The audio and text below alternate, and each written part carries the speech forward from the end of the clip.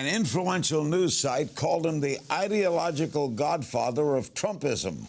Michael Savage, host of The Savage Nation, on this edition of Politicking.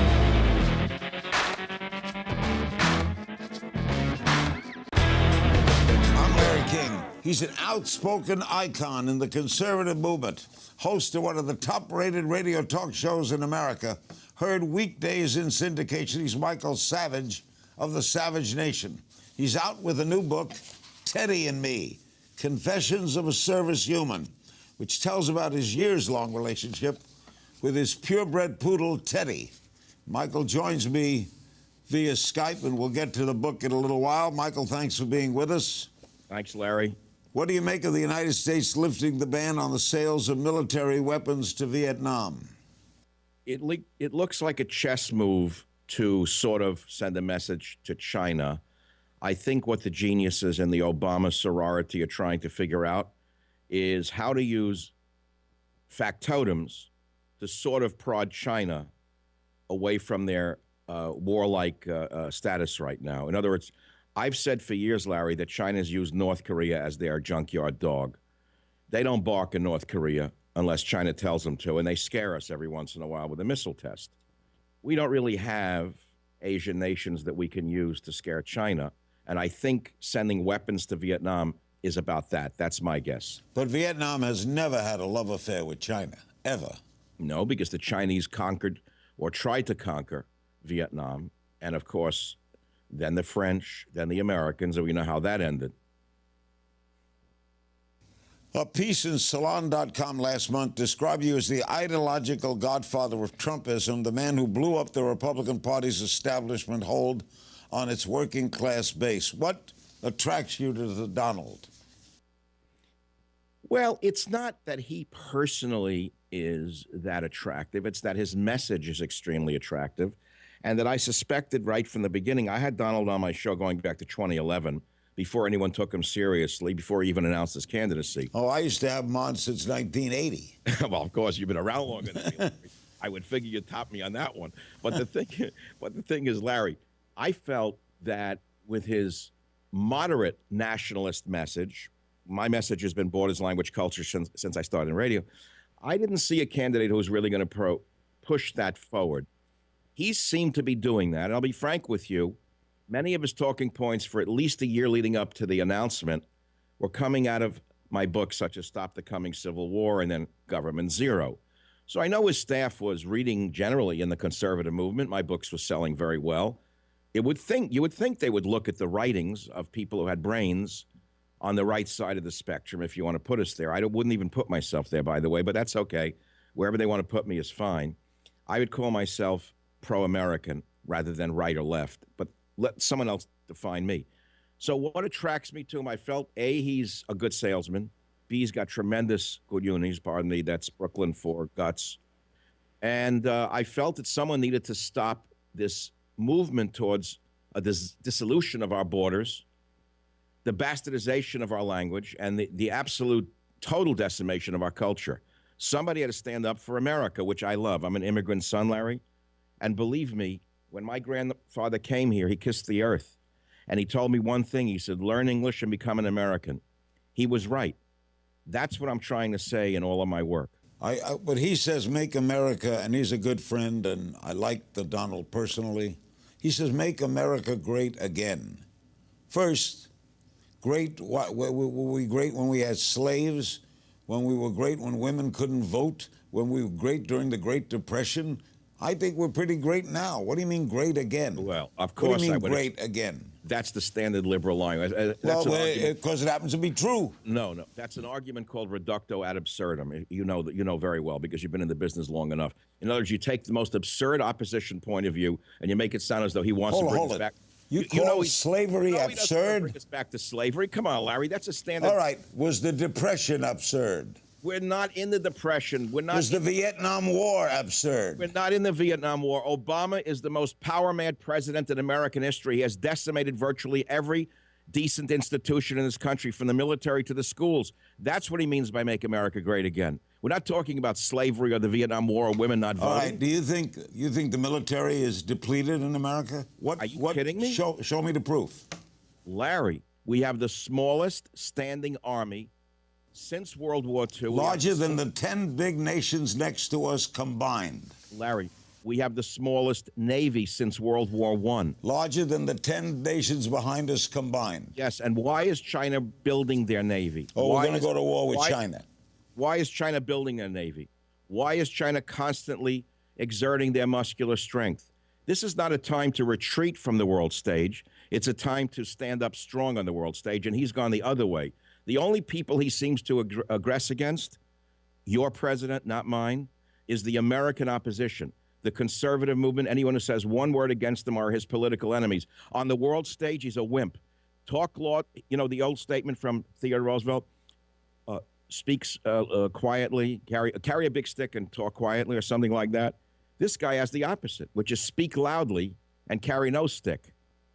More with Michael Savage after the break. He deported more immigrants than the last 3 presidents combined. He's hit more drones. That's because he's brought more in than the last 5 presidents. He didn't bring them in. They came in. Why did they come in? Because he dissolved our border patrol. Larry, you're a human being living in the country. Why do we need people on welfare? Tell me how that benefits. I was on welfare, and I don't like it. I had it. I know why it's necessary. New York City bought my first pair of glasses. I'm not going to knock welfare people. But how many people can we support on welfare? Anything that's necessary, because we're a great country. Where's the money coming from? We're bankrupt. We're so bankrupt. How come I see people going along? I tell you what. Larry, listen to me. The average person's not you or me. There are 2 economies in this country, if not more. Los Angeles is not the heartland, which has been hollowed out going back to the Clintons with NAFTA, if you want to get very specific, when they exported whole factories, let alone jobs. All right. Let's take some individual things about Trump. Again, to raise money is terrible from people. You should not raise money because then you owe things to them. And now he's raising money. Explain. I'm not working for him. Let him explain. Oh, no. Now you don't want to defend him. I'm not here to defend him. You didn't listen to me at the beginning. I said Okay. I chose to back him. Does that bug you that he now raises money? You're not hearing me. I said I chose to back Trump in the beginning because of all the candidates on the conservative or Republican side. He was the only one expressing my philosophy of borders, language, and culture. As to raising money, things like that, you'll have to take it up with his staff, not me. I don't work for him. But if you plan to vote for him, doesn't that give you some cause for concern? No, not at all. Not releasing income taxes. No, until Bill Clinton releases where the money came from in the Clinton Library and Hillary Clinton, the Clinton Library. I'd like to see the emails and the damage it's done to our intelligence services. I'd like to see things like that more than Donald Trump's income tax return. Well, all the presidential candidates release their income tax returns. Doesn't it bother you? Does it bother you at all he doesn't? Not really. What do I care about his income? What does it matter to me? Okay. He talks about Bill Clinton's infidelities. Did he ever have any? Actually, on my show last week, I said I could care less about Bill Clinton's peccadillos. They never interested me in the 90s when I was on radio. I felt he was a dirtbag then. I think he's a dirtbag now. And frankly, it's the worst possible approach to taking down Hillary. She's as dirty as they come, and it's not about Bill Clinton's peccadillos. I've said that, and I stand by that. I could care less what that dirtbag does. If he's a dirtbag, do you think he was a bad president? Well, you're looking backwards from this point of view. Well, that's the only way to look at his compared record. to Obama, he was a great president. Was he a great president? No, absolutely not. Who was a great president? In my opinion, going back in my lifetime, I like Dwight. I liked Ike. I love Dwight D. Eisenhower, a real war hero, a true American. I like Roosevelt. Well, I wasn't around. I was a little baby. Well, I was young, but I appreciate I could read the history books. You think Trump's going to win the election? By a landslide. He's going to win New York, California? I can't say where or how. I know that in the general... If you can't say where or how, let me go back. How can you predict the landslide if you can't say where or how? Well, let me tell you what I have to say. Because before Nevada, I said that he's far more popular amongst Hispanics than anyone is predicting in the liberal psycho East Coast elitist media. They all said that the Hispanics hated him. I said the opposite. I'm a man of the street. Hispanic men don't like women dictating to them. They don't like women running their lives. They're macho men. They'd rather have a strong man who's a rich man. And you know why, Larry? I walk every day. I watch houses being built. I talk to the Hispanic workers in Spanish, by the way. You know what they want in America? What I have. They want a house, a white picket fence. They want a little family to grow up and go to safe schools. And they feel that a rich man like Trump will be better for them than a socialist internationalist like Hillary. They know what that's like. Why, countries like that. Why did they vote so much for Obama over Mitt Romney, a rich man? Romney was a schmendrick. Now, hold it. Why did Hispanics vote 85% for Obama over a rich man? You tell me they like rich men. Well, I didn't say all rich men. I said a rich man like Trump, if you heard my words. Trump is a macho alpha male. Romney was not a macho alpha male. Romney was a feminized beta male. I tell you, Michael, I love you. Want to make a bet on the Hispanic vote? I'm not saying it's going to be 80% for Trump. No, you said Trump is going to win the Hispanic vote. You want to bet on that? Larry, you're not listening to the really. I'm trying. Before Nevada, everyone said he gets slaughtered in the Hispanic vote. He shocked everyone. The Hispanic vote was quite prominently higher for Trump than everyone predicted. And the African-American vote is not necessarily in the pocket of Hillary Clinton. They don't like her, Bernie. Not everyone likes Hillary Clinton. You know that. I'll say, you want to bet me on the Hispanic and the black vote, Trump versus Clinton? No, I'll talk with you about the white vote. How's that? Oh, but they're the minority. That's what I'm saying. I'm interested in the white minority in America. I love Michael Savage. I'll try to figure him out. We'll be right back with more politicking. Don't go away. Welcome back to Politicking. I'm talking with Dr. Michael Savage, host of The Savage Nation and a New York Times best-selling author. And his latest book, I have it right here, is Teddy and Me, Confessions Teddy, you're a of a movie Service star. Human. Michael is joining me via Skype, and we are now joined by Teddy. How old is Teddy? He's 12. He's a senior citizen. His hair turned gray. Did you have him from birth? Yeah, he was a black-haired poodle when I got him. He was on stage with me when I first got him, when I was still doing live appearances. And he's aged along with me. Our hair is now the same color. We've also had our teeth removed about the same time. Why did you name him Teddy? He looked like a teddy bear. Okay, tell me the roots of all this. How did this dog come into your life? You've owned a lot of dogs. What's special about Teddy? Oh, I've owned every kind of dog imaginable. I fell in love with this little fella because he's smarter than all of them. He's aloof, like a woman would be. Don't take Teddy for granted. Poodles are very weird. They will pout if you diss them in any way for days. They'll sit on the other side of the room. They're very close to us emotionally, but that's not the real reason. This guy has sat at my feet as I've done radio shows since he's been a boy, a little baby. I think he has a higher IQ than most college professors at Harvard, politically, from what he's listened to over the last 15 years. Larry, 3 hours a day, 15 hours a week. This dog knows everything. He's a part of my life. You know, I don't know. Are you a pet owner, Larry? Can I ask? Yeah, I love dogs. I wouldn't think you'd have me on just to talk about Trump. I think you're really more interested in the dog. I love dogs. Well, we all know what they are. They've been with mankind since the cave. You know how they're protective? In bed, they're by the door. Intuition, instinct. You go to the bathroom, they're in the bathroom. You take a shower, they're outside the shower. Wherever you are, they are. And the beauty of it is that they die before we do. And as a little child asked cryingly, why did God make it so that our dogs or our cats die before we do? And a wise woman said, God set it up that way so they're not left alone, because if we died before them, nobody would take care of them. And that's how we explain to children why. And they also don't know they're going to die. Well, maybe toward the end they may, do you think? Know they're going to die? I don't think they can rationalize that. Why do you call them Confessions of a Service Human?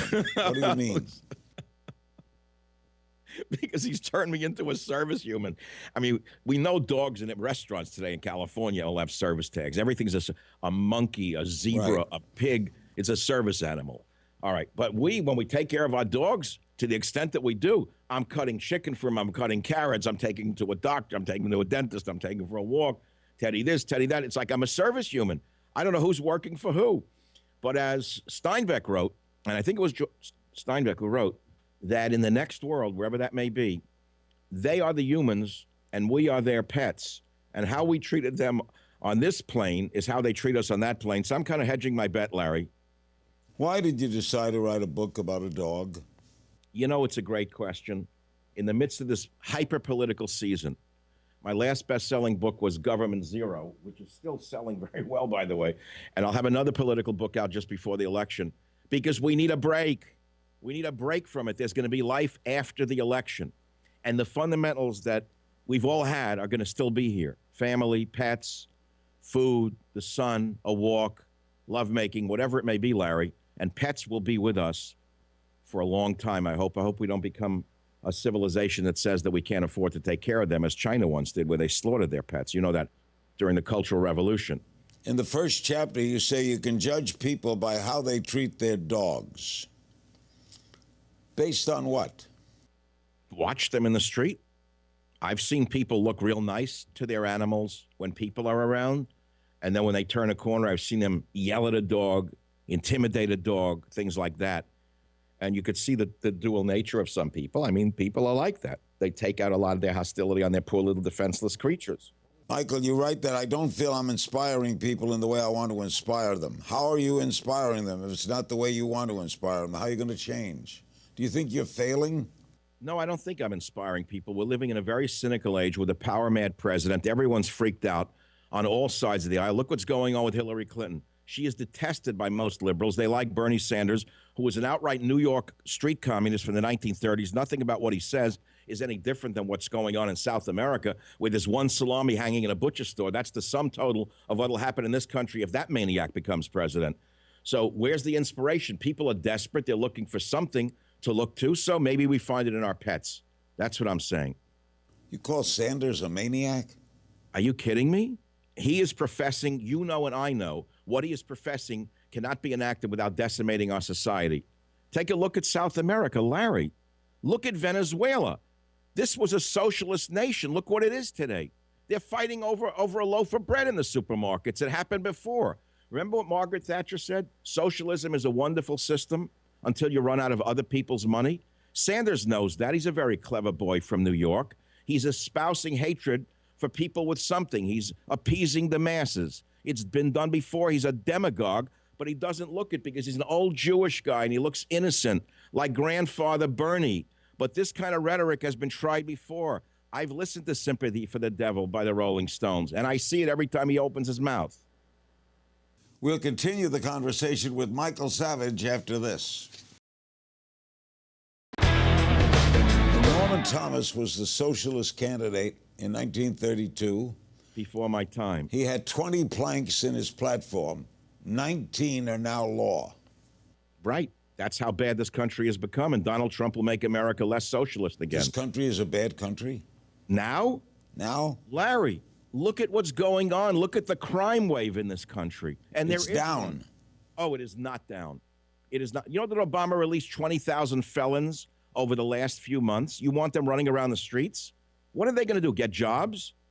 See, I would start by deporting, Larry, quickly, you say deport. That's like the most dirty word in the world, right? 1/3 of all of our federal prisoners are illegal aliens who didn't get thrown in jail for just coming to the country. They've committed numerous rapes, murders, whatever they have done. I would start, if you want to cut this down the middle, start by deporting the illegal aliens in our prisons. Okay, that's enough for me. Where'd you get that figure from, 1/3? Where? It's well known. Bureau of Justice. You say well known. I never heard that figure. Larry, look it up. Bureau of Justice, percent of prisoners in federal prisons that are illegal aliens, meaning non-citizens. It's around 28, 29, 30%. By the way, Michael, is it true that your brother was blind and deaf? May he rest in peace. He was born that way, Larry. How old was, what's the age difference between you and him? Oh, he was my hero. He was 3 years younger, but we didn't know he was that way until he was about 2. No one knew that he had blindness and deafness. And I did learn how to communicate with audiences and with animals through my little brother Jerome, because he couldn't talk, he couldn't see. They said he couldn't hear, and I said, "Stay away from him. Don't go near him." You know, they put him in a high chair in the Bronx in a little apartment. Well, my mom and dad weren't there. Dad was working. Mom was doing something else. I'd sneak in the kitchen and I'd whistle to him, and I would talk to him. Larry, I saw that he was alive inside, and then they oh, go away from him. Don't. What do you mean, go away from him? He loves me. So when they weren't looking, I would talk to him, Larry, and I learned. See, today, Larry, with all of the benefits that we have for the poor handicapped people, he wouldn't have been given away to a home where he died a horrible death in a snake pit. I don't even want to go into what was done to him.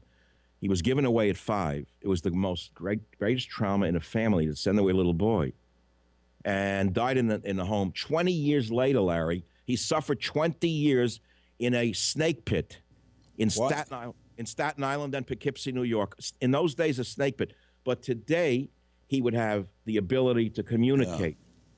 Today, why did your family treat him that way? They didn't. The doctors in those days were stupid. And they said, give him away for the sake of the healthy children. It's not good to have a sick child around healthy children. So now think of the guilt, Larry. Think of the guilt it imposes upon the healthy children when where's our brother? Oh, the doctor said we have to put him in a special place so he doesn't affect the healthy children. So now the rest of your life, I did that to my brother? You see what I'm saying? In other words, he was sort of the Jesus of the family in that regard. He died for my sins. And Larry, to be honest with you, I have triple energy. Part of the reason is I have all this energy like you do, I don't know where you get it from, is because I'm living for 2 lives. I have 2 hearts beating in my chest. One is for Michael, one is for Jerry. This book is dedicated to him because that's how I learned to communicate with audiences, including great guys like Larry King on the other side of a Skype screen. You have a great deal of sensitivity, Michael. You should show it more often. I save it for certain people, Larry. This book obviously is very emotional for you.